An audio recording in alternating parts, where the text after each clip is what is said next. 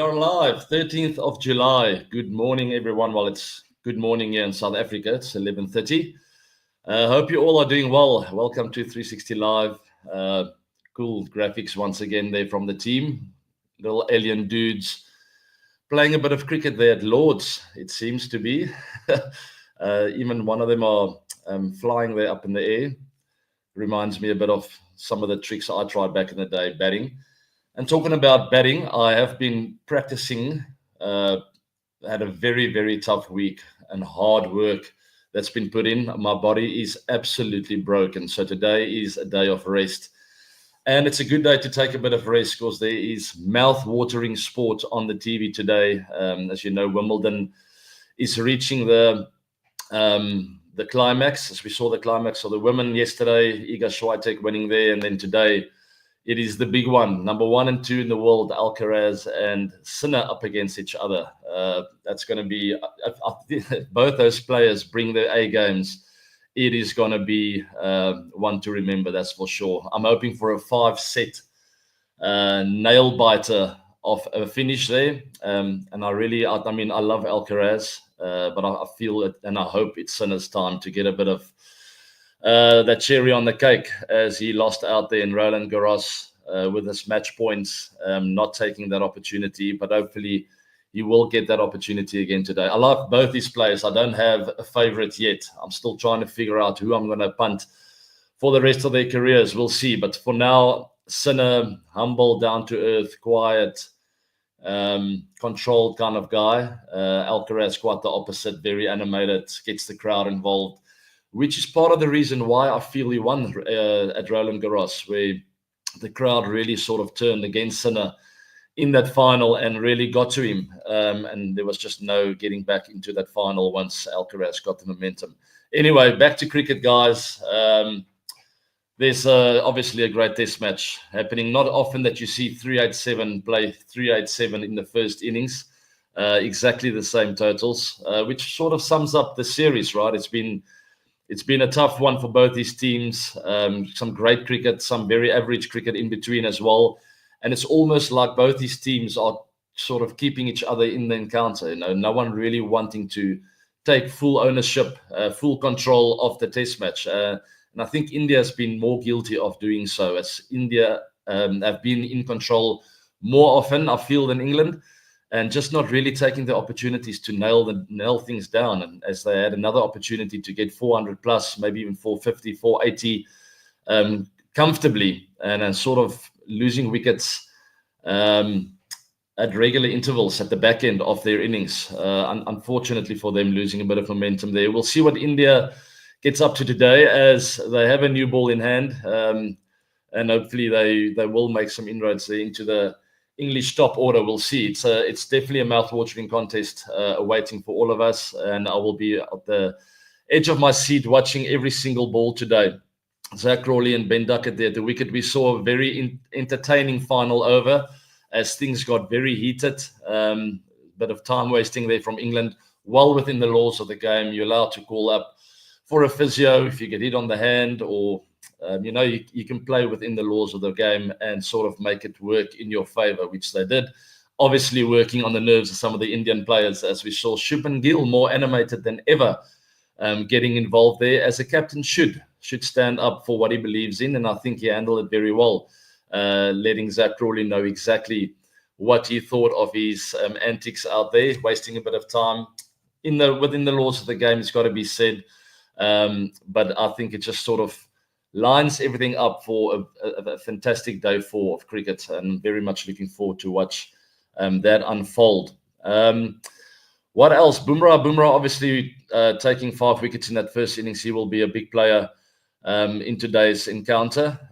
India will definitely be hoping that he'll get a few early wickets and get the rest of the bowling attack in play, as he's done so often.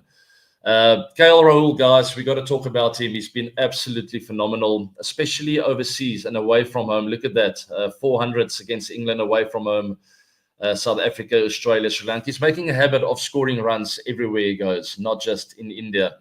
And we've spoken about that topic in length before, as times have changed and cricket has evolved, and cricket players have taken their games to the next level, as they don't just perform at home in favorable conditions or conditions that they're used to. And I mean, I've got to give credit to the Indian team for really coming a long way since the 90s, I would say 80s, 90s, where you saw a lot of home teams scoring runs only at home and not performing away from home. Similar for South Africa, touring to India or Australia, to Sri Lanka, whatever you want to call it. I think players have come a very long way in understanding how to sort of adapt to different conditions. And KL at the top of that list, really having a fantastic time over here in England. Phenomenal performance, very, very consistent, guys. And his technique is so sound. He's not made any mistakes out there. Unfortunately for them, with that run out yesterday, Rishabh Pant getting run out, trying to get Rahul back on strike. There's that RP17 gang. Pull that up. There was a conversation that I would want to get that 100 before lunch. So that's, we spoke about milestones, guys, and records, and the fact that I feel way too much emphasis is put on records and too little emphasis on the team and what is important for the team at a specific moment in time. And in my opinion, India had the absolutely perfect opportunity to nail down things and to take full control of the test match. Unfortunately, a milestone got in the way. I mean, runouts happen. It's uncalled for. No one does it on purpose. But unfortunately, a milestone did sort of play into the hands of England, where they took the opportunity to get that run out. I don't think Pant was expecting the ball to come to his end, maybe slowing down halfway through the wicket. I looked in slow motion, and I think maybe a step or two, he didn't put in full effort. Otherwise, he would have made it. So credit to Stokes for surprising Pant in thinking that he's going to go to the keeper's end, but deciding to change direction. Fantastic throw, and you got to give credit to him. But unfortunately for India, they lost momentum as KL got out soon after. He got his 100, and the whole innings sort of just collapsed as they didn't take that opportunity to sort of make it a one-sided affair. Now it's all open. And well, as fans of cricket, and for me, it's not a bad thing, because it's going to be a couple of great test cricketing days that's ahead of us today and tomorrow. So we'll see how that pans out. Ben Duck and Zach Crawley. Zach Crawley's been a bit thin in the runs department, so you'll be under pressure to score some runs for Team England. But we'll see. We'll see what happens. Joe Root, obviously fresh off 100. He'll be a key player today for England. And all focus for Team India will be to try and get him in as soon as possible and get rid of him as soon as possible. Because if Joe Root gets going, that whole batting lineup just seems to sort of flow. Very important wicket. Moving on, guys. Stuart Broad spoke about that final over. I quickly touched on it. I just want to bring up his comment there. He was talking about, I've been moaning about slow play. So it feels strange to me that my favorite over of the series, the final one of the day, lasted 7 minutes. Brody always tongue in the cheek. Yeah, I mean, he's quite funny with his comments, but it was a very long over and very, very heated moments out there as Team India didn't enjoy what happened out there. That's Stuart Broad for you guys. He's also, if you want to check out his podcast with Josh Butler, hopefully I will feature there soon. So keep an eye out for that. I've got something up my sleeve that I will discuss with Brody, but hopefully I will make an appearance on their podcast. It is quite an entertaining podcast as two of the greats of the game get together and speak about all things cricket, life, and all kinds of stuff. So really cool one to follow there, Brody and Butler, two of my favorite opponents over the years. Not so much Brody. Brody got me out way too many times. I'm still a little bit angry with him. But he was a fantastic player, both of them. So check out that podcast if you want to get some entertainment about cricket and some really cool cricketing stories behind the scenes. West Indies, Australia, guys. I watched this last night. Pink ball test cricket is also and always very entertaining. And I think we're all sort of still trying to figure out how the pink ball sort of fits in with the test scene. Very, very tricky. And it's a bit of a trend, as we've seen a lot of wickets go down in that final session of pink ball cricket, of day-night cricket. For some reason, it seems to be very tricky to bat in that final session, as that pink ball just seems to do a bit more as it gets older. It sort of never loses its shape. Really difficult for the batters to get in. And once they are in, you sort of feel like you are never completely in control of what you're doing out there. And the scores prove that once again, as Smith, who generally, when he gets into 40s, 50s, he hardly ever gets out. But with the pink ball, it's been different. As he got up for 48 there, just shy of his half century. Shamar Joseph having a really good day out, 4 wickets with only 33. Really enjoying the movement of that pink ball. He's quite a tricky bowler to face, as he's a bit more skiddy. He reminds me a bit of a Dale Steyn in a way, where he's always around the stumps. So you almost feel threatened at all times facing him. You always feel like he's in the game. He's either around the stumps or beating that edge, asking a lot of good questions of the batters. But it's interesting to see the pink ball, and I want to hear your thoughts about pink ball cricket. Do you guys enjoy it? Where do you see the game going to? And what about stats? Because as the batters seem to have a really tough time with the pink ball, scoring big hundreds, you don't often see that. Does that influence the stats maybe? I mean, I'm talking about stats and records for hundreds of years here, being influenced by a whole different format almost, Should it sort of be separated from the red ball in the stats department, or do you throw everything together? As I don't feel it is similar. Well, it is similar, but it's not the same as red ball test cricket. Anyway, very interesting, as the ball doesn't seem to get flat, or the wickets don't get flat with that pink ball. There's always something in it for the bowlers. Very entertaining for our fans, but I don't think so much for the batters out there, as they don't seem to be enjoying the pink ball test cricket. Anyway, it's all open there. 225 for Aussie.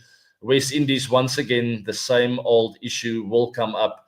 Do they have the batters? Do they have one or two batters with character that can hang around, stick it out for the team, and get past that, let's say, 300 mark? I think anything around 300 and over will be a fantastic score for them. But do they have the character in that batting department to get some partnerships together? They haven't been able to do so. I do think they have a couple of players that have the ability to do so, but can they find a way to grind it out for their team when they need it most? We'll wait and see, as that game will start later today. But we only, 17 minutes away from the start of day 4 between England and India, and I will be getting closer to that television screen to watch those first few overs with Bumrah, Siraj, and the guys getting ready. Akashdeep been bowling really well, hoping to get some quick wickets. Moving on just quickly, that is obviously the scoreline. Sorry, guys, pulling that back up. Lots of test cricket to watch, and it's a great day of sport for everyone that loves sport out there, especially that mouth-watering Wimbledon final. The WCL schedule, as I said, I've been training really hard. It's also a little reel that we put out there of me getting into the nets. We will be sharing more of that soon, so just hang tight. But I have been working hard, hitting a lot of balls this week, and obviously the weeks leading up to me having to fly over to the UK this coming Tuesday. So only a few days left. I will have a big session tomorrow as a final set before I head over to England. We'll have a couple of net sessions there as well. The team will be getting together, and I'm very much looking forward to see some of the old friends, Hashim Amla, and so many others that will be joining the South African champions. There we are. West Indies first game up, 19th of July. I've seen some very cool footage of Chris Gayle at Lord's with his, I don't know, I think it was a Louis Vuitton hat or something he had on with the weirdest glasses. He always entertains the fans with his dress code. I'm looking forward to watch him play.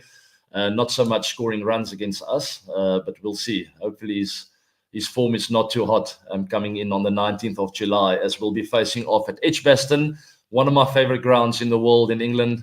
So if you are around in the UK, please come and support us. Hopefully us older men will find a way to entertain the crowds. I think some of us will still have a bit of skill left in the tank to showcase the fans and entertain you all. So come around, watch us play. We'll also be playing at Headingley in Leeds, also Northampton, and I think Leicester's the other ground. Not entirely sure, but there's our schedule. 22nd of July, the big one against India. They seem to have a star-studded team, lots of talent. By the way, I see you guys can spot the bruises that I have. That is from a paddle game that I played a couple of days back, diving around on the paddle courts. If you do play paddle, don't dive. Trust me, you get terrible burns from diving on that artificial grass. Anyway, I won a hell of a match for 90 minutes. My average heart rate was 153. You will not believe it. 1,400 calories burned. only 3 sets. It was tough. Lots of running. Average heart rate of 155. For those of you that enjoy a bit of running and wear a watch while doing so, you'll know that for 90 minutes to have your heart rate average 155, it's quite intense. My max was 177. And I mean, I was literally on all fours just trying to get a bit of fresh air, a bit of oxygen into the veins because I was struggling out there. And then more games for us: England 24th, Pakistan, Australia to finish off. And hopefully we would have done enough by then to qualify for the semi-finals and the finals. Hopefully later on in July, early August will be the final. I think the 2nd of August. So keep an eye out for that, guys. I'm not entirely sure where it will be streamed and broadcasted around the world, but I'm very sure you will be able to get a hold of it. So follow social media platforms, WCL, to get a hold of the footage and watch us play if you're not around in the UK. If you are in the UK, as I said, come around and watch us play. I think it will be fun. Maybe I'll even bowl a couple of overs, as I will be captaining the team. Not entirely sure what kind of strategies we'll be following. No idea what to expect. But what I do know is we will have a lot of fun, and it's going to be incredibly cool to see all the legends again that we played against for so many years, and obviously with the South African team. Guys, very cool news here. Italy qualified for the T20 World Cup. There it is. Massive news. That is really cool to see. It's one of my favorite countries to tour to, by the way. I've had a couple of trips to Italy. It's one of our family favorites to visit Italy. It is a beautiful country. Lots of things to do there. Beautiful golf courses as well. Lots of water, lakes, and just beautiful towns around Italy. And it's great to see them qualify for the World Cup. Controversy, as a lot of people were unhappy with the team selection. For those of you who don't know, Australian Joe Burns captained and led this team, as he's got some Italian connections, and decided to sort of jump ship and go and join Team Italy, help them qualify. Obviously, lots of Italians in the team as well, people from across the world. So there is an Italian flavor. It's not just people from all over the world joining the Italian team, but Joe Burns is there. And for some reason, a lot of people were a little bit unhappy about that. I'm happy for them. I think it's great that Burnsy decided to join them well within the laws of the game once again, did nothing wrong. But they played some really good cricket to qualify, guys, and alongside Netherlands that will also be qualifying for the World Cup, T20 World Cup, that is. And that's going to be a great tournament to follow. Last but not least, before I take a couple of questions, was the Wimbledon. I already spoke about Wimbledon. For those of you that love tennis, Schweitzer, guys, quietly under the radar. She's already won 6 majors, by the way. She's only 24 years old. Fantastic ladies player. She's been a little bit cold over the last few years. She started off very hot the first few years of her career and then sort of went through a bit of a dip. But she is most definitely back, winning Wimbledon. 6-love, 6-love. The first time since 1988, where my favorite player of all time, women's favorite player, that is Steffi Graf, was the last one to do that in 1988. Steffi, by the way, has won 22 major titles over her career. Absolutely incredible. I don't think she gets enough credit for the amazing player that she was. And her husband, by the way, Andre Agassi, only won 8. I saw a funny interview the other day of Agassi because he was at Wimbledon as well, and they were talking about him only winning 8, and he's like, do your wife wear the pants in the relationship? Because she's like the sort of the dominant tennis force in the family. And he just said, I don't know how the laws of marriage works in other areas of the world, but in the United States, we share everything 50-50. So I'll steal a couple of majors from her. We've won 30 in total, and that's what he said. So 15 each. That's the way he sees it. Quite a funny comment, and it's great to see him involved at Wimbledon. So many legends and rock stars, Hollywood stars seem to go pop in. Some cricketers as well, football legends. Everyone seems to enjoy Wimbledon. I saw Leonardo DiCaprio there. I think it was yesterday. Very cool to see global interest in the wonderful game of tennis. And I always tell my kids, my sons, who have tennis lessons once a week, we'll try and get that to 2 or 3 times a week as their schedules are just too busy. But I've always told them tennis is the perfect game to just get a great foundation for any kind of sport. If you can play tennis, you work hard on your feet, your balance, your hand-eye coordination. It's the perfect sport to sort of get yourself in a place where your skills are good enough to play literally any sport. So it's always a great game to just sharpen up the skills and the hand-eye coordination, reaction time. Just a fantastic sport. So for all you sport lovers out there, if you love cricket or golf or whatever the sport may be, play a lot of tennis. I promise you, it is a very, very good sport, and sort of helps and it enhances your skills in all other areas and all other sports. All right, I'll take a couple of questions, guys, as we are a few minutes away from that first ball. I want to go watch that first over. So eight odd minutes left, and then I will say goodbye on this beautiful Sunday. Dex, thanks for joining us. Who are you supporting in the Wimbledon final today? I think Yannick Sinner is a machine from baseline. I mean, Sinner's game against Djokovic. Djokovic is one of my all-time favorites. And, I mean, he just blew Djoko away completely. Just too much power and pace and precision on his ground strokes. As you allude to there, his ground stroke seems to be unplayable when he gets it right. His serve percentage, I think first serve was around 90%, which is unheard of. If he can do that again, I see him winning this final. But we know Alcaraz, he's always, I mean, he finds a different gear. He's got that X factor that not a lot of players has. So Sinner, I think consistency-wise, he's just the best in the world. And that's probably why he is number one ranked, where Alcaraz has got that X factor where he just goes from third gear to seventh gear when he needs it most under pressure. And yeah, it's going to be a great encounter. I'm rooting for Sinner in this one purely because Alcaraz won Roland Garros in that controversial fashion where Sinner had a few match points. The crowd got involved, sort of broke his rhythm a bit, and he lost the momentum, and Alcaraz took full advantage of that momentum. So credit to him for that. But hopefully, for me, I've got a soft spot for Sinner purely because he's so humble, such a genuinely nice guy, always soft-spoken.